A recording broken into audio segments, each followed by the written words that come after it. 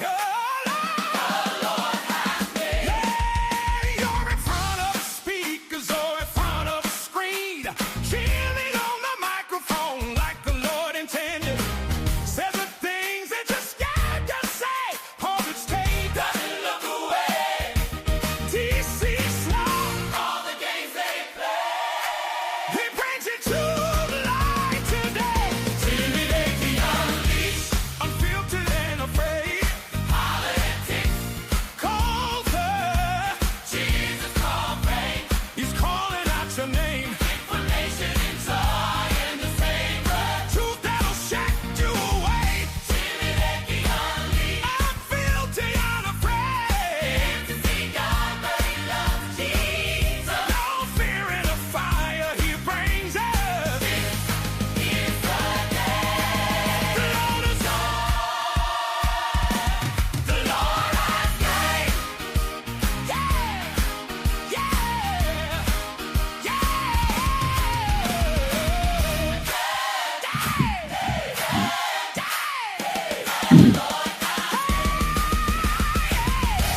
Jimmy Lakey, Jimmy Lakey, Jimmy Lakey, Jimmy Lakey. Unleash. Ladies and gentlemen, hallelujah. Yeah. There we have it, my friends, a Jimmy Lakey Mass Choir. Brother Leroy knocking it out of the park once again. And welcome to this day the Lord has made. As we say every day, it's Wednesday, hump day, halfway to Friday. It's the day the Lord has made. The 25th day of March, year of our Lord 2026. Pleasured, pleased, and I'm thrilled to be here. I hope you feel the exact same way. And wow, we got a big show for you. And guess what? I don't have any darn guests today.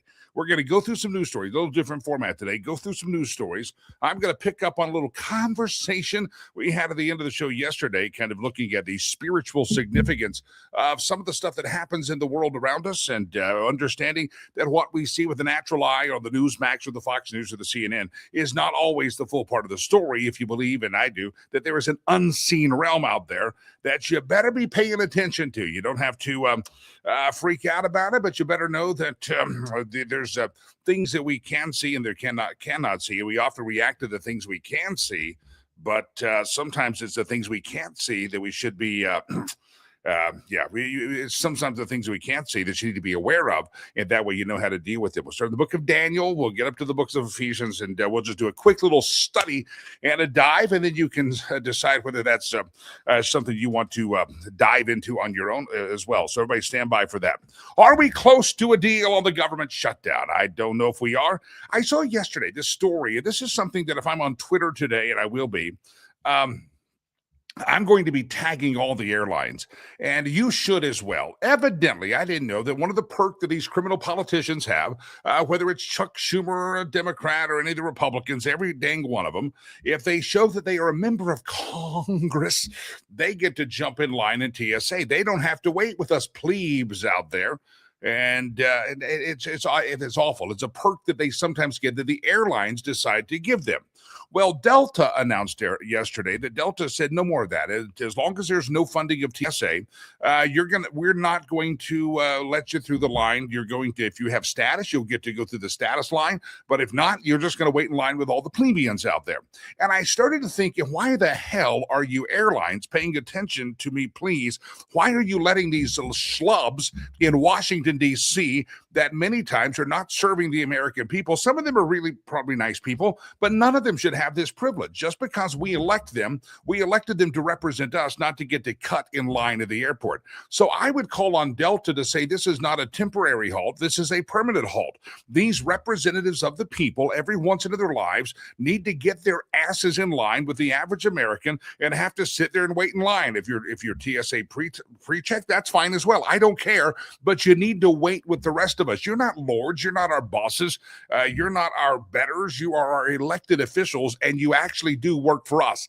And this is another example in which the airlines, probably because they get some votes along the way for funding or subsidies or something like that, the airlines have decided to kiss up to these elected politicians that are smarmy, dastardly dudes, Republicans and Democrats. And I call on all airlines to forever remove that that our elected officials are elected to represent us, and part of representing us might be waiting in line at an airport like the rest of us. Now, I don't wait in many lines at airports, I'll be quite honest. I am the pre-check. I have something at Denver. It's called touchless. I don't even show an ID when I go to the Denver airport. I get in line, look at a camera, I walk through, and they say, "Thank you, Mr. Lakey." I know invasion of privacy probably, but I don't wait in lines. I rent my cars and I show up when I rent a car. It's up on the board. I walk out to the lot. It's in slot D3. My credit card's charged. I don't like waiting in lines.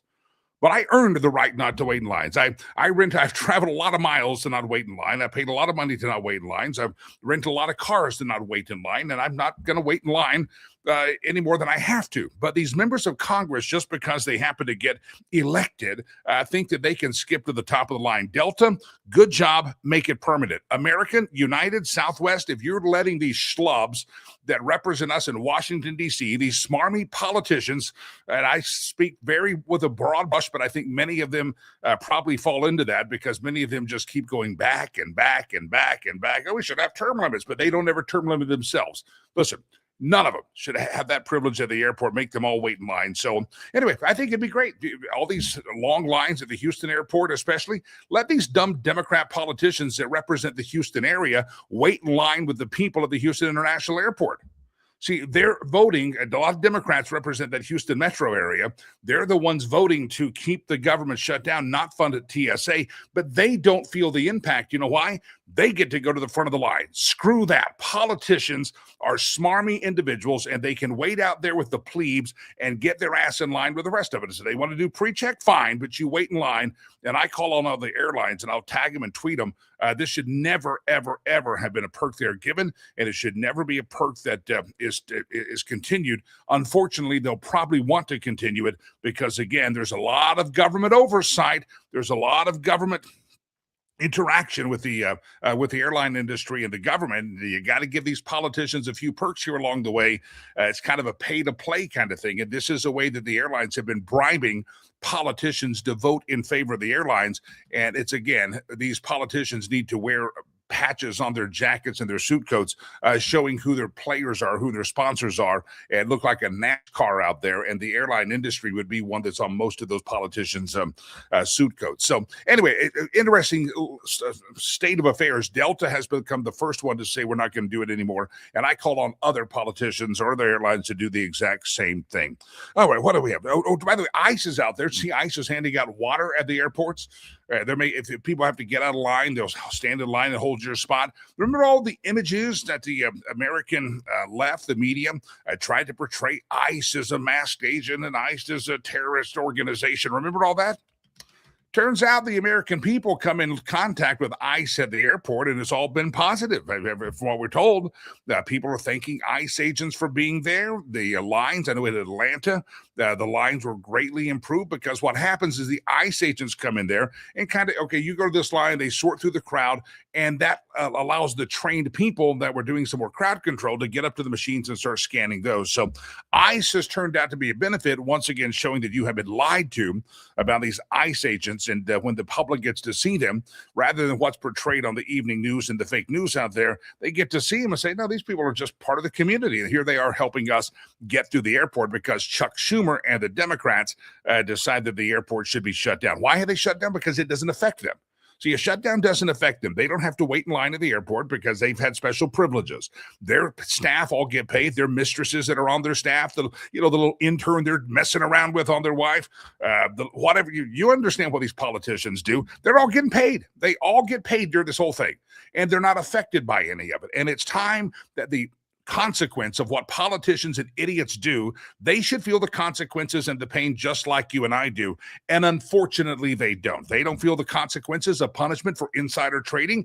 They just trade insider trading, and it's just part of the job, right?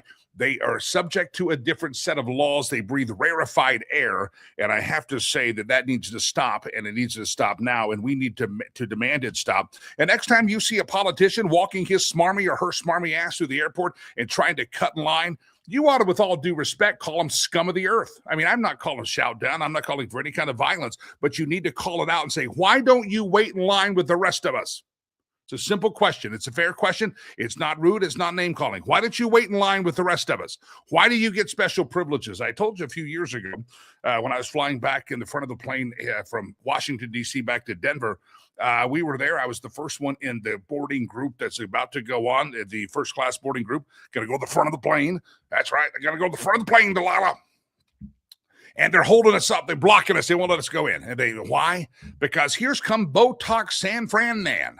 San Francisco's Nancy Pelosi walks through with a police escort, and she had just ushered her fat ass or skinny ass to the airport security, and she walks in there, and she gets to go on the plane first. Why? Because she's San Fran Nan. She didn't earn that privilege. She's just a representative of the people. They say they work in the house of the people, and yet they treat us, the people, like the scum of the earth. I think it's the Washington, D.C. elites that are the scum of the earth and a bane to and a disgrace on the existence of this American republic and all that reflects, and it needs to change these perks and privileges of this so-called royal class, or what our founding fathers did not want. They did not want a royal class. I was all ad-lib, Delilah. Every bit of that was ad-lib. It's not on the notes or anything. I just pontificated prolifically, and you're welcome. Now, someone might say, Brother Jimmy, is it appropriate to call people names? Is it appropriate to use names like fat ass? Is it dummies? Is it appropriate? I don't. Well, let me tell you this. There was a story in the Bible. Can I give a Bible story? Story in the Bible, Old Testament, in which the prophet Elijah was going to call down fire from heaven. And there was a duel set up between the prophets of Baal and the prophet of God. And there was some mocking that went on. In other words, mocking can be a very effective tool of communication. Let me explain here to you. Whoever's God calls down fire from heaven, it's the Old Testament story with the prophet Elijah. Whoever's going to call down fire from heaven, we win, you win, right? And so the prophets of Baal decide to call down fire from heaven. And it's not working. They're screaming, they're pounding, they're cutting their bodies up, trying to get this fake, false god, Baal, to call down and light some wood on fire. And the prophet of God, the true God, is mocking them. Where is your, look at the translation, literally, is he on the toilet? Is he too fat to get up? Did he fall in there? I mean, he's mocking their God to illustrate the point of the stupidity of what they're doing. And then, of course, there was a little bit of boasting that happened when the prophet Elijah decided to do his part. He said, I'll call down fire from heaven, from my God, the true God. And he wet down all the wood and had it soaked up. And then he did his thing. So there was a little bit of mocking and there was a little bit of showboating. And it all illustrated the greatness of God. So anyway, don't get nervous as sometimes we call her San Fran Nan. Don't get nervous as sometimes we say they think they're above us or we're just a little plebes and they look down on us. Sometimes mocking them is a way to communicate the reality of the situation. And the reality of the situation is these politicians never feel the effect of the pain that they prosecute and persecute on the American people with their stupid behavior or lack of behavior in Washington, D.C. Fair enough? Good. Let's move forward, shall we? I think we shall. There's more in growing evidence. Speaking of these, not just the elected politicians, but the deep state. There's a growing evidence that there had been a fishing expedition by the Department of Justice under Joseph Rubalad Poopy Pants Biden. Again, a little mocking term, but illustrating the point. Newly disclosed records show that the FBI twice, put a T on there, it sounds fancy, twice had subpoenaed future, at the time he was not the FBI director, he is now, twice under Joseph Rubalad Biden Poopy Pants, they subpoenaed Kash Patel's personal data while he was a private citizen in a probe that also swept up hundreds of other Trump allies, including the future chief of staff, who was also a private citizen, Susie Wiles.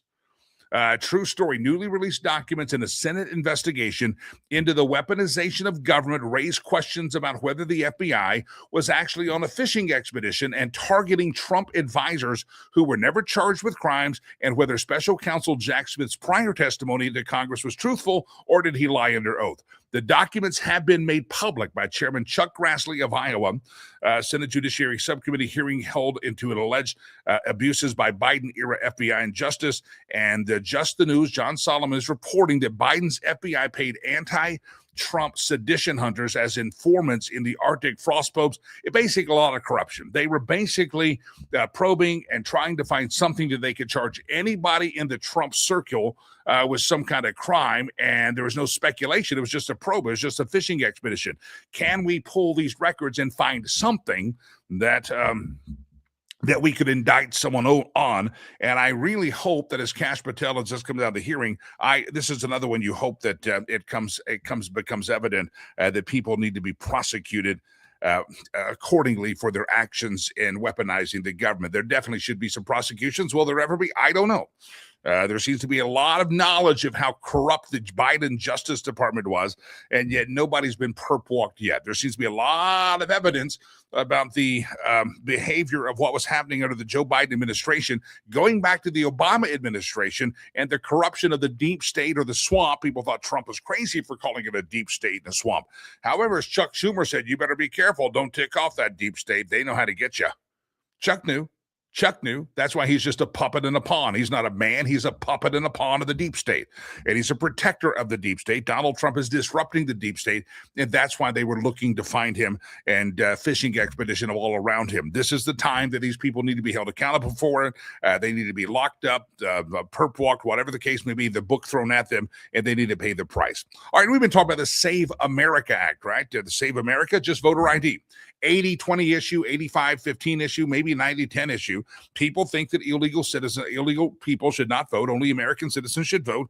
And by and large, it's a bipartisan large majority, super majority of people say, yeah, it's okay to show an ID to vote. You have to show an ID to buy some booze. You got to show the ID to buy the cigarettes. You got to have an ID to get on the airplane. I think you've got to have an ID to get a library card. I think I don't have one. It's been a long time. When did you last have a library card? That's a great question. All right. Well, there's another way to save America. It looks like the Senate is not going to have, they don't think it's going to have the votes to possibly overturn the, they may not have the votes to overturn. Let me find, if I got to find the story here. I've got the wrong link here. They may not find the way to overturn overrun the Democrats, and sorry, I'm scanning at the same time, and overturn the filibuster. And so there's another way that Republicans are now talking about you ready for this? They're talking about another reconciliation bill in which they tie the voter ID into the budget and say, we're going to fund these voter IDs that shall be required to show.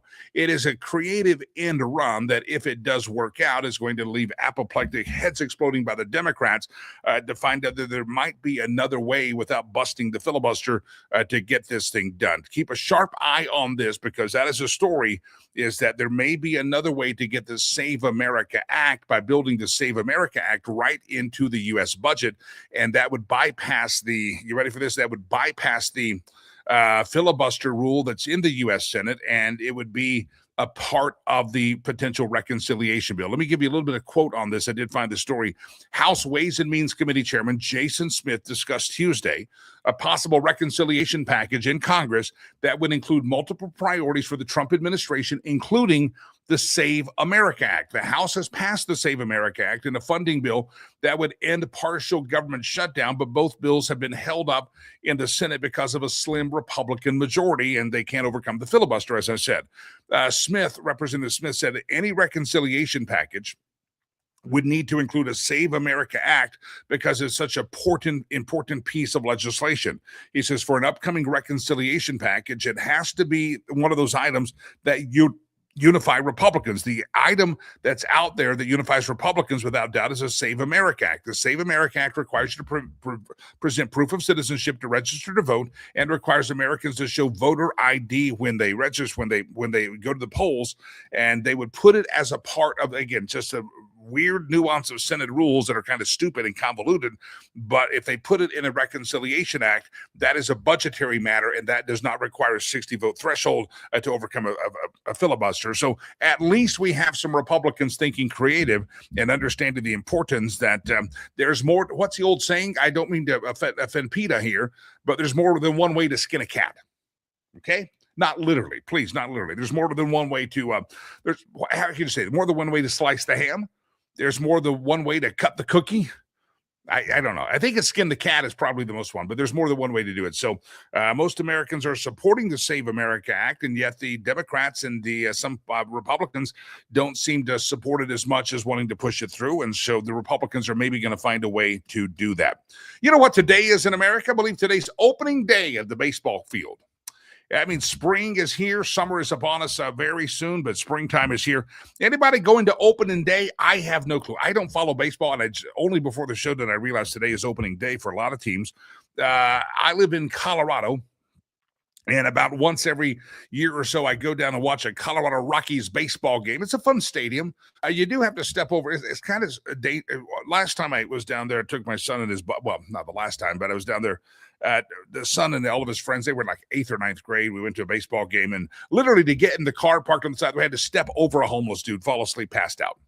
Welcome to Denver. That was exciting. Well, I think a bunch of 8th graders like, how do we get in? There's a man lying there.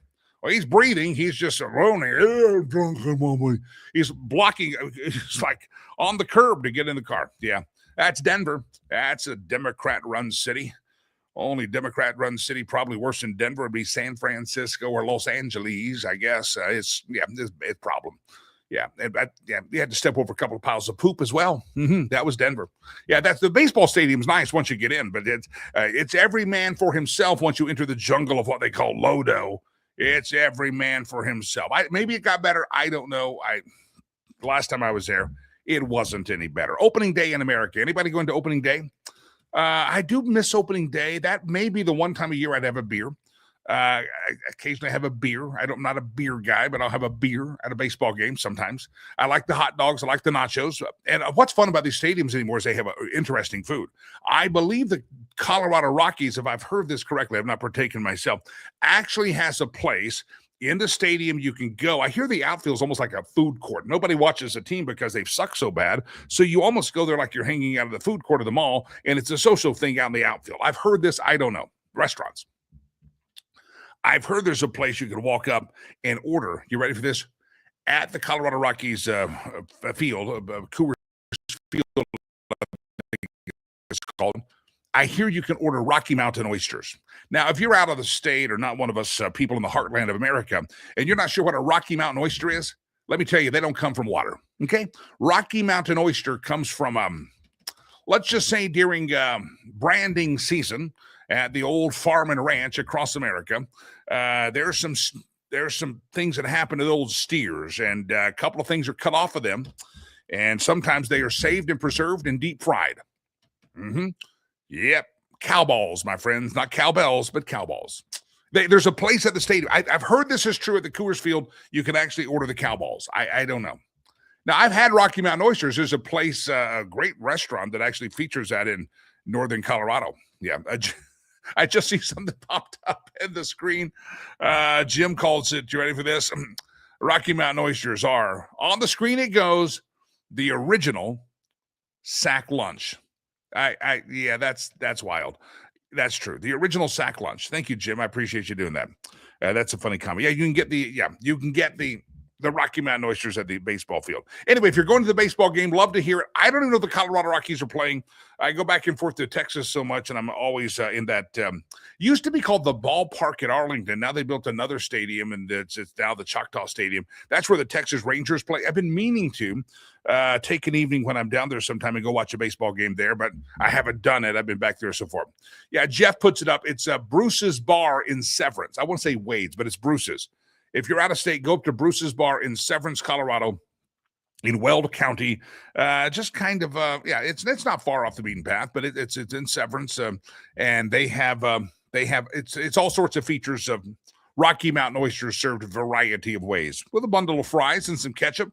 And I think the Tabascos make it very, very good. But I hear, is it true you can buy those at Coors Field? I heard it is. Anybody see the story? Speaking of the Texas Rangers, I had it on my sheet yesterday. I meant to have the photo up, but I'm careless and I was reckless and I didn't do it. There was a pitcher, Texas Rangers pitcher, that was on the mound, one of the final spring training games. And usually if a manager comes out to visit you on the mound in the middle of an outing, it's going to deliver some bad news. Usually like, hey, you suck, give me the ball, where you're going to the bullpen, they're scoring on you. This guy is named Carter Baumler, Carter Baumler. On Monday night, the Texas Rangers manager, Skip Schumacher, had something to talk about and walked out to the mound. So here's Carter Baumler thinking that he's about to get pulled from the game.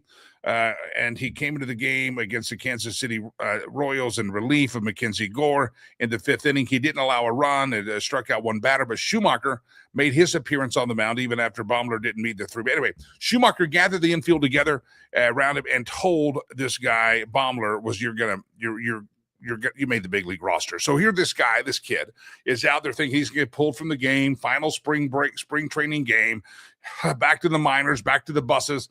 And they broke up the huddle, and Baumler was actually told that he made the big leagues and he's going to play for the Rangers. So if you're going to a Texas Rangers game and you see Mr. Baumler, watch the feel-good story of him thinking he was getting pulled for a game, but instead of being pulled from the game, the manager came out and said, hey, you're making the roster. You're going to Hollywood, baby. This is big time for you. It was a really good scene. If you missed it, you shouldn't have missed it. It's a good story. All right, what else do we have? I got a question for you. Do you sleep well? I mean, do you really sleep well? I found a few tricks in my sleep, and I'm going to set up a question of the day with a little survey. I sleep well. I have a mattress. When I was in radio, I have great friends at the sleep store of Fort Collins, and I had a great deal, and I have a mattress that people go in and say, how much you pay for that mattress? They look at it and go, I want a different one, because it's not a cheap mattress, but it is good. It's called Posh and Lavish. That's the brand of mattress that Brother Lakey sleeps on. And it's a split king. So, but I also have, I know it's too personal here, but it also is, it's adjustable base on both sides. So, it's just me in the bed, but both sides should I ever need someone on the other side, there's controls on both sides, and I can get the right sleep position. And this expensive mattress, there's a lot of money. No, it's part of the deal. If I would have bought that mattress, Delilah, you would not be working here, because I would have had to use your salary. Well, I worked for it. Let's just say that. So there's some tricks to sleeping, right? You got to have a good sleep. Anybody heard of the Scandinavian sleep pattern, or how the Scandinavians sleep? It's a real scientific thing, and I want to lay this out for you as to what happens here. That in studying sleep, they have found out that the Scandinavian sleep method is maybe one of the best sleep methods out there. You know what that means? Scandinavian sleep method is that couples should use separate blankets. 2 people, 1 bed, 2 blankets. Been floating around for a few years, and they say it's probably well advised that you do that. Basically, if you're sharing the bed with someone, you share 1 blanket, it screws your sleeps up. What if that person runs hot and the other gets cold? What happens if they kick the blanket off? Now it's too many. What happens? One person rolls over and they rip the covers off the other person. So in places like Norway, Denmark, and Sweden, Scandinavia, most people don't share a blanket. That's why maybe those are listed as some of the happiest countries on earth, perhaps, Delilah. I don't know. Sleep experts say that blanket movement is one of the biggest reasons that people wake up during the nighttime. But with separate blankets, each person controls their own comfort, their own temperature, and their own movement. Now, some people would say, well, that sounds less romantic. But other people say that it means better sleep, better moods, less arguing, and then you'll have more energy and less hatred, so you can be romantic later. I don't get that. Sounds less romantic, because if you're going to be romantic, I guess you probably don't need blankets for that. Just saying. Well, it depends on the form of romance you're going to have. So, ladies and gentlemen, I would like to ask you, have you found any good secret for a good night's rest? Tossing and turning. I never slept better since I got the Posh and Lavish. I'm not a paid endorser for them anymore, but it's a great mattress. I'd recommend it. It's pricey, but it's worth every penny of it. What's your secret for a good night's sleep or good night's rest? Is it having separate blankets? Is it having separate? Is it like Ricky and Lucy and I Love Lucy? Is it separate beds? Does anybody have any kind of secrets regarding a good night's rest? Love to hear it from you. I know people that they don't go to bed at the same time all the time. Sometimes somebody, I'm going to watch a show. I don't know. Our Lois says, I'm having flashbacks of you on the radio in the posh and lavish mattress. Yeah, wait till I refer back to the days of advertising for Rocky Mountain Men's Clinic. That always got people. The ladies hated it. The guys were like, what's wrong with it? This is not a big. Now, Stacy wants to know, are we going to talk about the bearskin rug again? You know what? When producer Chad and I were in the pre-show meeting here, and we were talking about this topic, this could be our question of the day. Producer Chad and I both agreed. You ready for this? Producer Chad and I both agreed. Whatever we say on this topic, it's going to be Jeff who takes it down the keister. It was said, spoken right out of the words of producer Chad. He said, it's a great topic. He goes, but you know, Jeff's going to take this somewhere really dirty. Yeah. All right. So what's your secret to a good night's sleep? It's a good night's sleep. Ray says an adult beverage. A little cocktail before bed, that could be a good night's sleep. Technically that makes you restless at night. I've heard. I don't know. In Colorado, it's got to be the edibles, the little gummies. That's probably true. A lot of folks in Colorado do that. Jim says, question today is teach the dog to stay off the bed. See, I agree. Dogs do not belong on my bed ever. Now, I used to have a dog that slept in my bed, but he moved so much and finally got tired of me moving so much because I was moving and he'd just get on the floor. And my dog, first of all, he loves his crate. Even the door's open, he goes in his crate because it's a plastic bottom. And if you've seen my dog, he looks like an Ewok. He's a furry mess. And it being a furry mess, the blankets are too hot. The mattress is too hot. He would rather be on the stone floor, wood floor, because it's cooler for them. So I'm just curious. Jeff says that bearskin rugs go on the floor. That's good to know, Jeff. What's your secret to a good night's sleep? I think our Lois commenting on the remembering we talked about Rocky Mountain Men's Clinic. I remember that too. We used to get the emails for Rocky Mountain Men's Clinic. I can't believe you're talking about that on the radio. It always came from women. Guys were high-fiving you like, okay, what's your number again? And they were really curious. And ladies and gentlemen, that was a company, good friends of the program, that advertised and helped men with any kind of, let's say, sexual performance issue. If they had the ED, happens in the older guys, sometimes if they were struggling in that area, they had ways to help it and improve intimacy in a relationship. I was trying to save marriages. And the ladies always got nervous about the Rocky Mountain Men's Clinic. I don't know why. The guys were like, what's that number again? Write that thing down. All right, your secret to a good night's sleep. That is your question of the day. What is your secret to a good night's sleep? I'm telling you, my mattress is a very good thing. It's a wonderful thing. I used to enjoy I'm trying not to have the cocktails before bed, a little sippy sip, because first of all, it makes you fat. And I'm trying to trim down, and I got to stop doing it. Yeah, because you trim down, alcohol burns first. It doesn't burn your fat. So, and also, but I always, especially when I was in the radio business, I caught myself at night watching the news. The last thing I did is I was watching the news and having reactions to those idiots or that, and that did not help the sleep. So I do my best to right before bed, watch something else. Don't be watching the news. Don't let the last thing on your head, in your mind, be CNN or Fox News. Don't do that. Another thing that I enjoy is a little bit of noise in the room. I don't like a silent or pitch black room. You know, go to hotels, people like blackout blinds. I don't like that. I can't. I get a little claustrophobic about that. I don't like that. I also don't like a totally silent room. The buzz of a little fan is always good. I always, now that I have a room to myself, I sleep how I want. I have a very soft trickle of music that plays in the background, specifically designed for sleep. It alters between classical music, and sometimes I go to bed with Beethoven and Bach and other. That sounds awful, doesn't it? Them in the air. I don't sleep with Beethoven or Bach. They're dead, for God's sake. Okay, but I go to bed with Beethoven and Bach, and sometimes it's Diana Krall and Melody Gardot. Sometimes a little light jazz. I do that as well. Yeah. Yeah.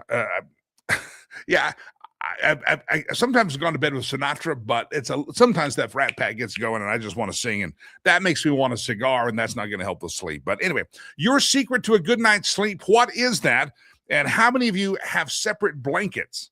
How many of you have separate blankets on your bed? The Scandinavian sleep method.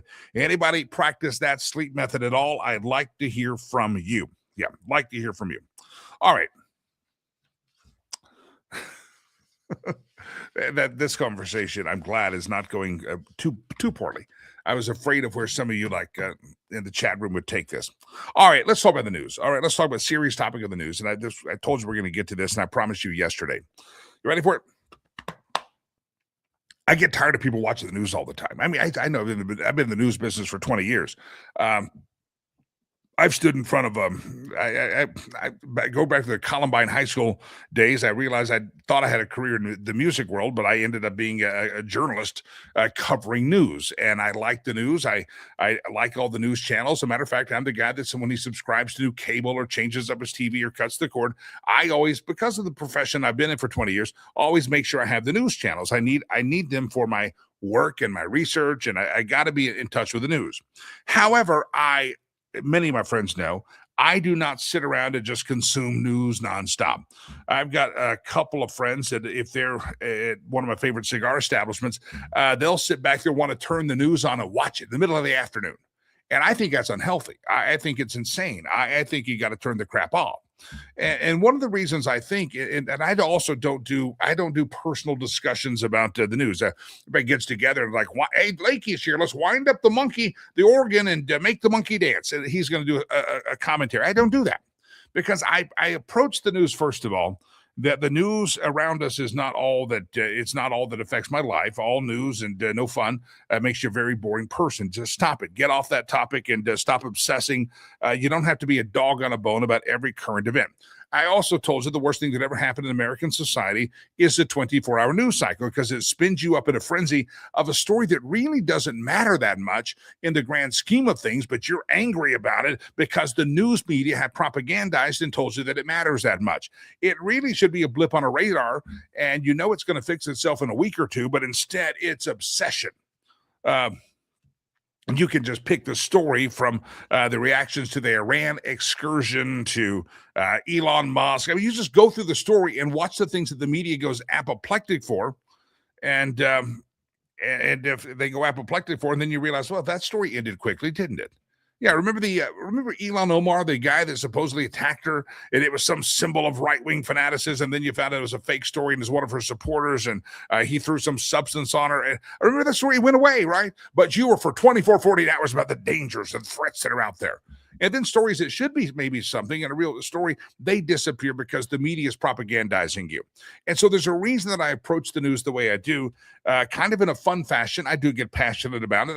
I will do some mocking, and I will do that. But there's another reason that I approach the news the way I do, because oftentimes what the news is showing you is a very myopic picture of the reality of what's going on. I ever see one of these videos of where somebody has been colorblind their whole life, and for Christmas or New Year's, or a kid or an adult, they get a special set of glasses that open up the colors, and all they can do is cry and they weep because for the first time they're seeing clearly. Many of my friends know I'm not totally colorblind, but I have some color blindness with certain shades. And there are certain types of like literal sunglasses that I have put on that all of a sudden I'm like, whoa, I was in college before I ever saw the blue bonnets of Texas in a vivid blue. I could see a little bit of blue, and everybody talked about how vivid and blue they were, and I didn't see that. And one day I finally bought my first like non-cheap pair of sunglasses, and I put them on. I was like, whoa, it was incredible. Suddenly your eyes are open to a whole new dimension. And all of us, I believe, have a dimension of the world, or not the visible world, that we only see it this much, but you have to understand what's happening outside of the visible realm. I believe, and that we're not just here by accident. I believe that there is an unseen realm, and that we are just physical manifestations. We're physical creatures in a world or a universe that's mostly spiritual. But what we see with our tangible eyes is actually just the physical. But if you're going to understand the physical around us, you at least should have a slight grasp of the spiritual universe that we live in, because we live in a different place. It's in the book of Ephesians that Paul made this clear for the New Testament kids. He says, hey, we don't wrestle against flesh and blood. He says, our struggle is not against flesh and blood, but against the powers and spiritual forces of evil in the heavenly realms. What's the heavenly realms? Well, there's several heavenly realms. I could get into that as well. There's the first heaven, the third heaven. We know that there's We know that Paul in the vision got carried away to the third heaven. So there's other things. There's the heavenly realms. Notice there's more than one because there's different levels of the heavenly realm. That's a whole different study for a different day, but we could do that another day. But we don't wrestle against flesh and blood. So what we're seeing, we have all this angst and all this agony, and we think it's all a physical, political manifestation of the thing. And is it really? Is the topic of abortion a physical fight, flesh and blood? They want abortion, we don't. Or is it a spiritual fight that God is the giver of life, the preserver of life, the creator of all life, and you're fighting the political side you chose? Maybe you chose the side of a spiritual side. Is it possible that if there's this says powers and principalities, is it possible that some people who have certain stances, thinking that they're standing for this and they're standing for that, are you partnering with a principality, or are you, or is your truth, which there is only one truth? The whole thing of your truth is nonsense. Is it possible that people that say, I stand for this, I stand for that, great, so does the principality of the prince of darkness? I'll give you an example. Ready? Persia, modern day Iran, is example, but Paul says it's about principalities and powers in the unseen, the spiritual world, right? The spiritual realm. Persia is a physical piece of land that is what we know as modern day Iran. In the Bible, it was simply known as Persia, and it was conquered. It was a big empire. Persia was big. They conquered Babylon back in the day. I mean, it was big. It was dynamic. Old Testament time. It was the big place. Persia, a big empire, the Persian Empire. And Daniel chapter 10. Daniel is the prophet, and he's praying and he's fasting about Israel. So Israel has been enslaved by bad people. God's chosen people, the Israelites, have been enslaved, and Daniel's praying for them. Now, there's been a king on the scene about this time named Cyrus that has said, hey, he was the unlikely deliverer. There's people that think there's a biblical parallel between King Cyrus and Donald Trump, kind of pagan, non-believing kings that ended up doing good and lighting their causes with the cause of God. A lot of parallels. Lance Wallnau is one guy you could look up, and he's, I think, written a book on Cyrus Trump. It's an interesting study. There is a lot of parallel on this thing. So Daniel's praying because Cyrus, the pagan, the non-believing, non-Jewish king, has already issued a decree that the Jews should be free. Help was not expected to come from Cyrus because he's not a believing king, but he did the work that he was supposed to do, and he came in alignment with what the one true God wanted, and he released the Jews. However, freedom had not been given to all the Jews. They were still struggling. The edict had come from the king in the physical world. The edict came in the physical world, but it had not been manifest in reality. And so Daniel was very concerned about that, and so he began praying, and he began fasting, and you can find the story in Daniel chapter 10.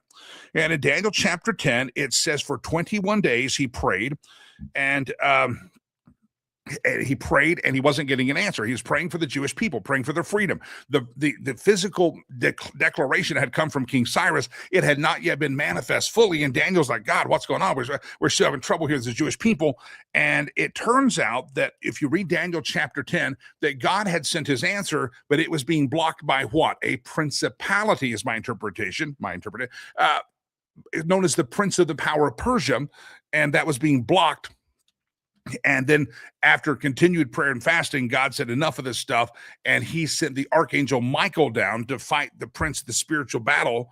And in fighting the spiritual battle, the prayer finally got through to Daniel, and the rest is history, and it all worked out. But it took 21 days of battle of Daniel praying, and what Daniel didn't realize that his prayers were actually a part of a spiritual battle that was going on in an unseen realm. He couldn't see it, but then he saw a vision of what was happening is this prince of the power of Persia, and also they talk about the principality over Greece is mentioned there as well.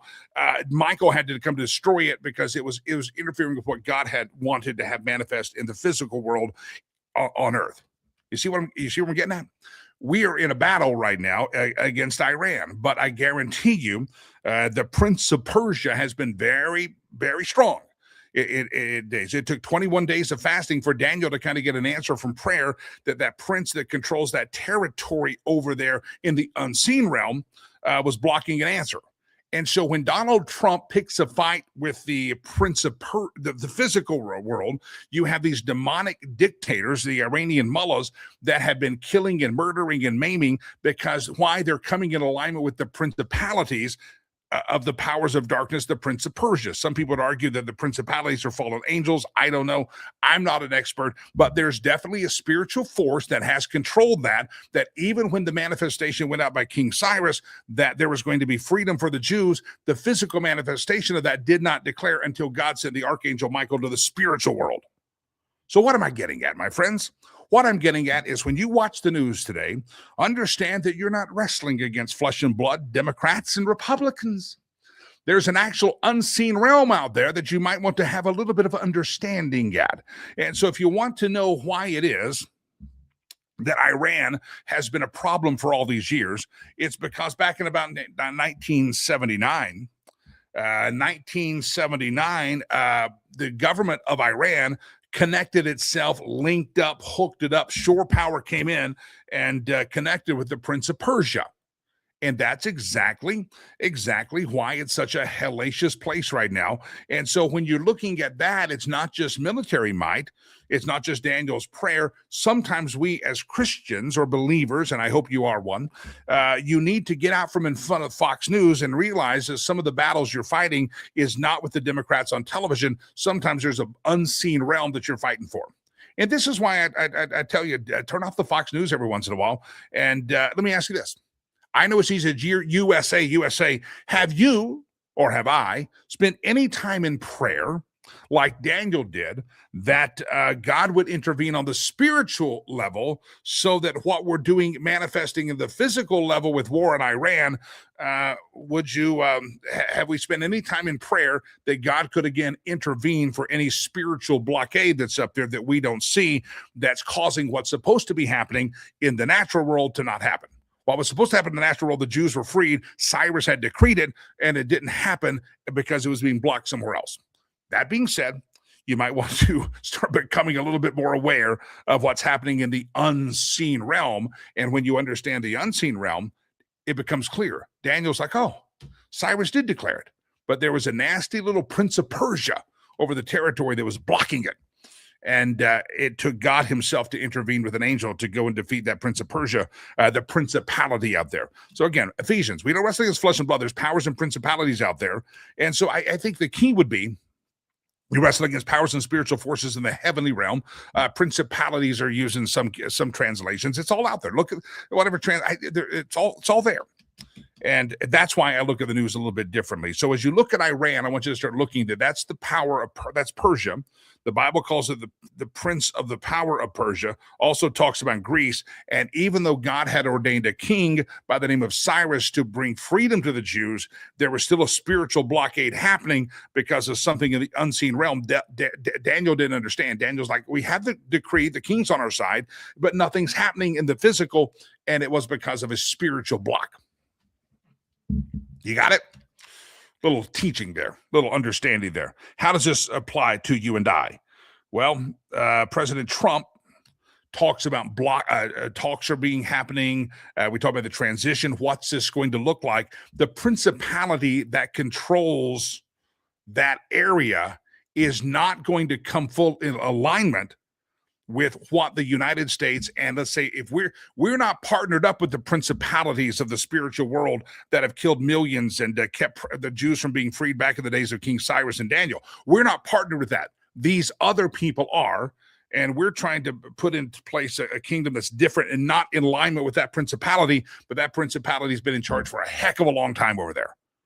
And so you might want to be praying that if you want a quick battle, this quick end to this solution, you need to understand that we probably, like Daniel needed, you need spiritual intervention in the unseen world because you've got a group of people over there, these radical mullahs that will not surrender. They won't surrender because they're under control of this evil, dark prince of Persia that has controlled that place for thousands of years in that one spiritual world.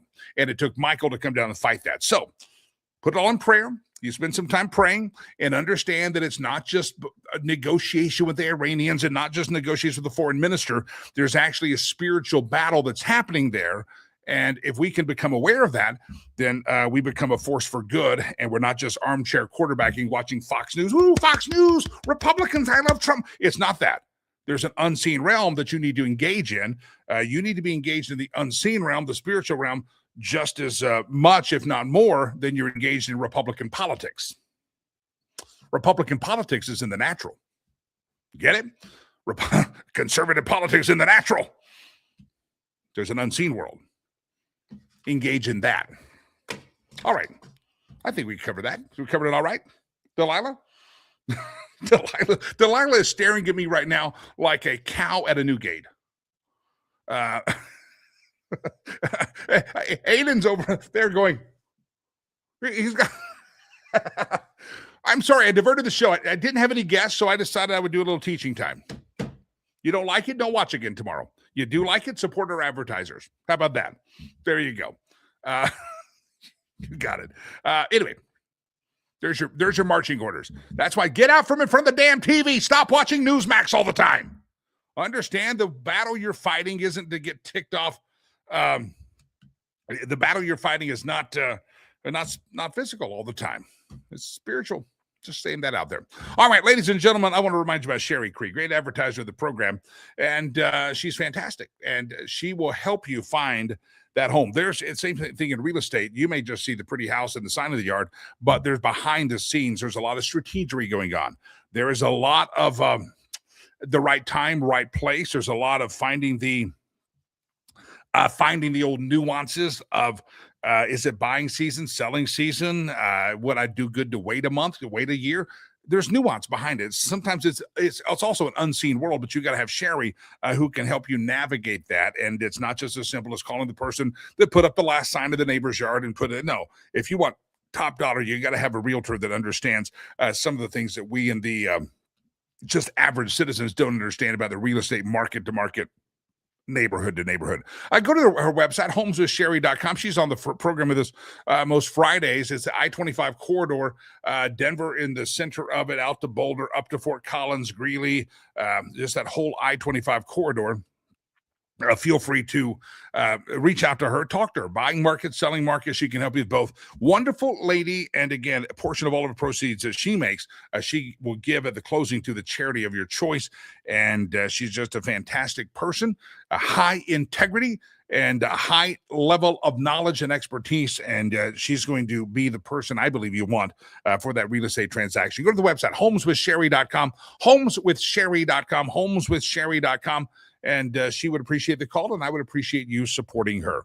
We're going to do the stolen memes section of the show. I see a question in the comments about what's on with Gunny.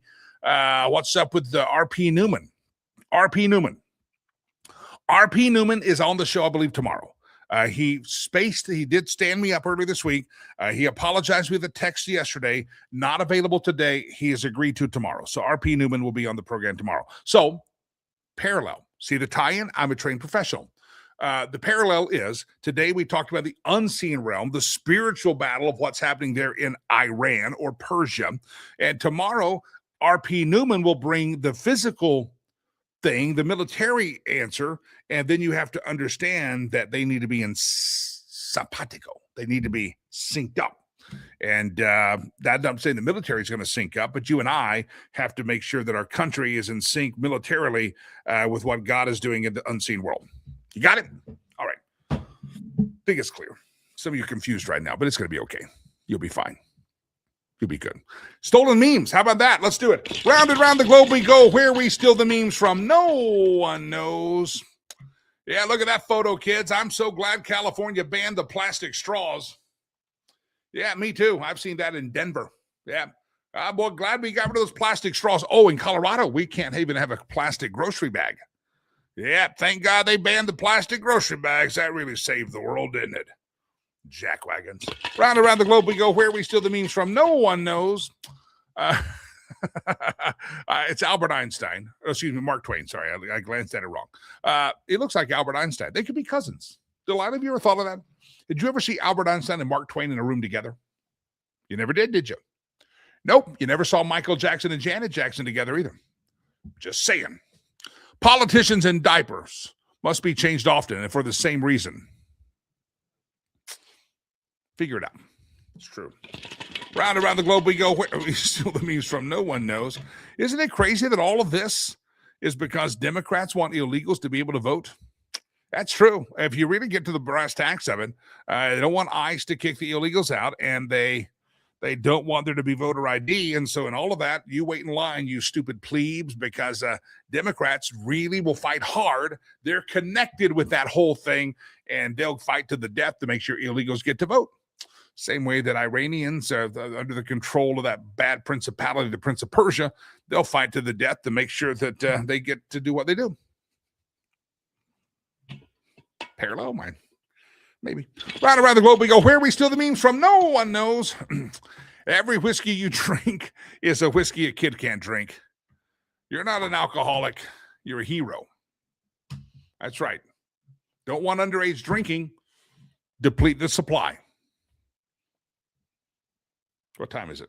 5 o'clock somewhere. Round and round the globe we go. Where we steal the memes from, no one knows. If your ass was out there protesting against ICE, I better not see you in the airport taking advantage of these short security lines while they backfill for TSA.